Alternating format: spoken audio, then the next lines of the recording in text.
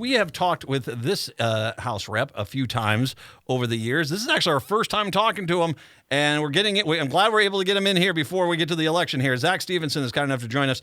35A is the district up in the North Metro. He's kind enough to join us today to talk about his campaign. Hi, Zack. Hey, how's it going? It's going well, sir. How are things going for you? It's going great up here. A lot of enthusiasm, a lot of great conversations when we're outdoor knocking. Feeling the momentum build towards Election Day. Only 4 more days left, and then we'll see what happens. We haven't talked. How did your district change with the redistricting?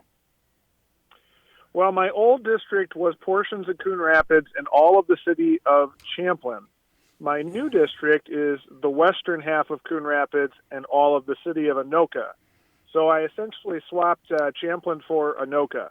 And it was a close, evenly divided district before, and it's a close, evenly divided district now.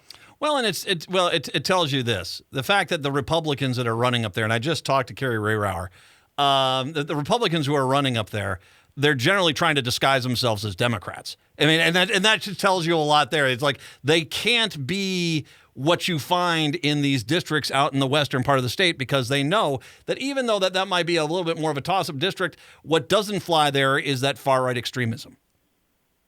Yeah, that you said the magic word right there at the end. What people in Coon Rapids and Anoka, the southern half of Anoka County generally, don't like is extremism. These are very, very pragmatic, blue-collar districts filled with people who don't really have a lot of patience for extreme ideology. Well, and which brings up an interesting thing, and I'll piggyback on what I was talking with Kerry last segment, was the reality is that, we know what the Republicans are. We've seen this. They you talk about public safety up there. There was a public safety bill that was agreed to. They turned it down. They're the ones that didn't give the funding to the police departments. We know that, nationwide, whenever the Republicans take over, they get rid of the unions, become a right-to-work state, get rid of those good blue-collar jobs that are out there that we need to have. And, of course, we don't have to even discuss, the fact that for 50 years they were screaming at how they were going to overturn Roe v. Wade, and now all of a sudden, now that they've made everyone mad about that, they're trying to pretend it's like, well, I'm actually nuanced on this. No, we know who they are at this point, and we know what they're going to do. And the reality is the Republican Party of Minnesota does not tolerate moderates. They just don't. Well, and my opponent in this race is I have a unique circumstance in that I was drawn in with another sitting member of the Minnesota House of Representatives, and so he has a voting record and a record of bills that he has authored that show that he is not a moderate. You mentioned abortion. Well, he was the author of a bill to ban abortion after a heartbeat was detected at 4 or 5 weeks, with no exceptions for rape or incest. A lot of people are concerned about democracy these days. In the days after January 6th, when it was still fresh, we had a vote on a resolution condemning the violence that occurred at the Capitol in the Minnesota House. Every single Democrat joined with almost every single Republican in supporting that resolution. There were only 8 no votes against that resolution condemning January 6th, and my opponent was one of the 8. He was one of the 8 members who voted against condemning the January 6th attack. When you run against guys like this, the first thing, there does have to be a little bit of a frustrating element, because you see the voting records, you see the extremism, you see the fact that this is not a moderate, but they come on out and gee willikers, golly gosh, I'm this middle of the road. No, he's not. And I mean, I'm glad you're there, because you're tough as nails. I like you, Representative. It's nice to see someone holding these guys to their feet to the fire. And the reality is that, they shouldn't be able to get away with this, that their record should matter in an election. Well, I agree. Fundamentally, elections are about accountability. And as when the legislature is not in session, I work as a prosecutor for Hennepin County. So accountability is something that I'm very familiar with. And holding people accountable is something I'm very familiar with. And that's why I've always liked elections, because elections are a chance to hold our public officials accountable. And I suspect the people of Anoka and Coon Rapids are going to hold my opponent accountable in just short of 4 days. Zack Stephenson, representative, running for 35A right now. Representative, you've been knocking on the doors. What have you been hearing? I mean, I imagine you've hit quite a few of them in your district at this point. Oh, yeah, we have had amazing conversations out here, thousands upon thousands of doors. And, people out here have all manner of different concerns, ranging from concerns about schools. And, I'm sure that you've talked to your listeners about how Scott Jensen is talking about cutting the education budget by 10% right off the top and wants our schools to look like those down in Mississippi. Yes. That's a direct quote from him. That doesn't play well up here where people know that their schools are overcrowded, that class sizes are creeping up into the upper 30s at Coon Rapids High School. And so people are frustrated with that. People are worried about price gouging by the big pharmaceutical companies and the big energy companies. They see that ExxonMobil had $30 billion of profit in just the last 3 months, and they see that oil prices are as low as they were a year ago, but gas is $1 more expensive, and they know, they're not stupid. They know that where that money is going into the pockets of these big oil companies, and they're frustrated by that. They see what happens in other states after Roe v. Wade was overturned and the kind of extremist agenda that was adopted in other states, and they're worried about it happening here in Minnesota. So there's a lot of issues at play up here, a lot of great conversations.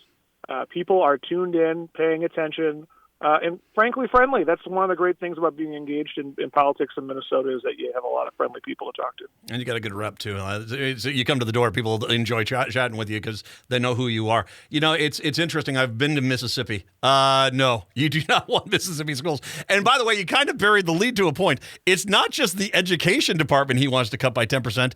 It's every department: transportation, environment, health and human services, public safety.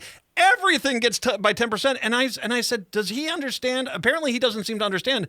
That will literally shut down the entire state because that is a cut that is not going to be able to be absorbed with any speed.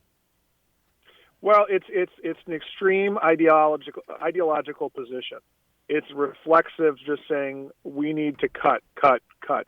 And that is the agenda, irrespective of the consequences for teachers and students in our schools, irrespective of the consequences for people living with disabilities across the state and people living in nursing homes. It's irrespective of the consequences for our law enforcement who are already overburdened. I was talking the other day to a correctional officer who works at Stillwater about how, it wasn't that long ago that we had a correctional officer murdered at Stillwater Prison in part because of low staffing levels. We have to be serious. When you're talking about cutting the Department of Corrections 10%, that's going to put people's lives in jeopardy. You should not do that. No, and it's also such a simpleton mentality. And also, if we may make the point, those aren't going to be cuts. All that money, what have the Republicans done for the last 40 years? They cut, they don't give that money back to you. They give it to a massive tax break to the wealthiest people in the biggest corporations at your expense. So you have less benefits, you have less money, and basically they say, well, wait for it to trickle down, which it never will. Yeah, I think that we are in a situation here in Minnesota where we have had a decent-sized surplus for many years. And I think that, Democrats, the DFL, wants to make use of that money to provide relief to the working families across the state. And Republicans want to give it to the top 1%. And that's the contrast and the choice in this election. Zack Stephenson is joining us right now. Running for 35A up there on the north side. We have a budget surplus. It would be nice, as you talk about education, we forget Tim Pawlenty undid the Minnesota Miracle. And we could fix that. We could, public safety. I mean, even, Governor Walz has put in an olive branch and saying, hey, if I win again, we'll have a special session and we'll get that public safety bill that we negotiated passed, which is probably more of an olive branch that I'd be willing to offer at this point, but because I think the Democrats are going to win the House and the Senate and the governor's race. So I think it's a little bit of more of an olive branch than I'd offer. But the reality is that we have the money right now to fix a lot of problems in the state of Minnesota. And we need to have people getting in there. You return to St. Paul, you're looking at this. Where are your priorities on these with the spending that you can help the most people in the state? Well, at the end of the last session, we had, I thought, a very responsible framework for what to do with the surplus, which was to take a third and leave it in the state's budget reserves in case we have a recession. Yes. To take a third and invest it in things like education, transportation, and public safety, and take a third and return it to the people in the form of permanent tax cuts. Do things like get rid of the tax on Social Security, where the state has an outlier. We're one of only 12 states that taxes Social Security benefits, and a few other tax cuts, particularly targeting people who have high property tax burdens and renters because of the massive increase in the cost of housing in this area. We want to make housing more affordable. I still think that makes sense. I think education has got to be a top priority for our state. Our schools are just creaking and overburdened. And, a subset of that is mental health in our schools. Minnesota has the worst ratio of mental health professionals to students in the entire country. And mental health is increasingly a problem in our schools. We need to get serious about building a mental health system across the board, and we should start with our kids. You brought that up, and that is something we've had actually some longer interviews that we've talked about, because you're right, absolutely 1,000%. We absolutely need an investment in mental health counselors in schools, but in the metro itself, but even especially outstate Minnesota, there aren't any counselors, there aren't any therapists, and we need to have them out there because the mental health issues that are happening everywhere are happening in rural Minnesota. We have the surplus here. You said it. We can do a lot of good because we're looking at that. We're on the lip of a massive problem with mental health in this country. And if we don't put some immediate spending into it, it's only going to get worse. No, that's exactly right. And I'll tell you, mental health is an issue that comes up all the time when I'm talking on the doors. Mental illness touches almost every family, whether it's, a condition like anxiety and depression. It's very common, or, one of the more uncommon problems that people have with mental illness. It's something that everyone feels in their lives, and everyone can see firsthand how broken our mental health system is. And I shouldn't have even said broken, because I think my favorite quote is from Sue Abderholden, who said, the problem with Minnesota's mental health care system is not that it's broken, it's that it never existed in the first place. I agree with that. It's so true. Yes. It's so true. We need to build that mental health system. We need to have treatment facilities all across the state. We need to make it accessible and easy to get mental health care very early on when mental illness affects you, because what often happens is people self-medicate when they don't get their mental health treated. They self-medicate with drugs and alcohol. And drugs and alcohol will make mental illness worse, not better. And it becomes a spiral, and it leads to very, very bad outcomes. We need to have a system in place. You and I are talking on the same page, because I agree wholeheartedly what you just said. You need to have a system in place where if it's a student, it's a farmer, it's a senior, or if it's just anyone, that within, if you're having a mental health crisis, it can't be you need to drive 200 miles and wait a week. You have to have these out there, and right now, as you said, we just don't have this there. And I think a large part of it has been that the downplaying, the stigma that's associated with mental health issues. And the reality is that now because we've downplayed it and not addressed it, it is exactly as you said, we don't have the infrastructure in place. And the good news is we get the DFL in charge of the House and the Senate. There's going to be a surplus. We can actually go out there and start addressing some of these major fault zones in regards to mental health in Minnesota.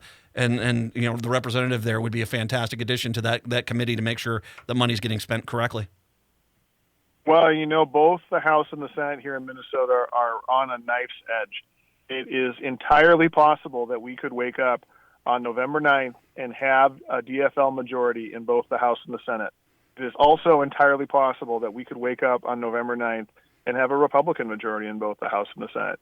And that will make a big difference. Even if you're very confident that the governor is going to win re-election, a Republican majority in the House and the Senate would be calamitous for the state of Minnesota. To name just one example, in Minnesota, to put a constitutional amendment on the ballot, the governor doesn't have a role. So if the Republicans wanted to put on a measure on the ballot banning abortion without any exceptions for rape and incest, they could do that even with Governor Walz reelected. So we need to make sure that we have DFL majorities in the House and in the Senate, and the next 4 days will be critical to that effort, which is why I'm out knocking every day. I actually just stepped away from my door, hopped in my car to make this phone call. Well, and we should mention that it comes down to everything. every Democrat votes. Every DFLer in the state, you have to vote. This is crunch time. You cannot just put this off. You have to vote. But if you want to vote to early, vote now. Yeah. Because when you vote early, what you do is it's one less door that our GOTV volunteers have to knock on. Okay, that you can help us out here in the field by voting right now, and the polls are open. Mm-hmm. Tomorrow you can go to your city hall or your county government center across the state and vote between 10 and 3 p.m. And then on Monday from 8 a.m. to 4:30. And if you vote early, then you will spare some volunteer or some candidate like me from coming and knocking on your door, encouraging you to vote. Okay. So To be honest, Representative, if you came to my door, I think I'd enjoy that. It would be a good conversation because it's nice when I can talk to politicians that I can see you actually care about Minnesotans. That's delightful. Well, wouldn't you rather, Matt, that I be talking to a persuadable voter or someone who was less likely to vote? Exactly. You know? You're exactly right. And this is crunch time. We can talk on November 9th. Okay, fine. We will. I will. Here's what I'm going to say is that the reality is we need to get everyone out of the metro area, out of the safe districts. There's a lot of safe districts. The DFL is going to win them, and that's great. And I'm not discounting them, and nor am I not saying that anyone should vote. Everyone votes. Everyone votes. But the reality is that the districts that are going to decide the House and the Senate are ones like Zack's, where it's just north of the metro, easy to get to, and if we can pull this off, well, guess what? It's going to go a long way to holding the Minnesota House for the DFL. So, Zack, if people want to come up to your district and volunteer this weekend and door knock, I imagine you've got tons of opportunities available. What's the website they should go to? Well, actually, I think you can just come on up. We have a field office. It's at 1557 Coon Rapids Boulevard in Coon Rapids. Anytime that the sun is out, we're door knocking. And there's people. That office is always man, just show up and say you want to go door knocking. You'll get a route, a training, and you'll be on your way. 1557? 1557. All right. Coon Rapids Boulevard.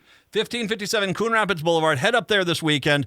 Take 2 hours. Go knock on a few doors. Go talk to some people. Get people out to vote. Because once again, the reality is this. If every Democrat votes, it doesn't matter what the Republicans do. The Democrats are going to win. That's the metric. Every Democrat votes, the Democrats win. So, that's simple. We have to get everyone out to the polls.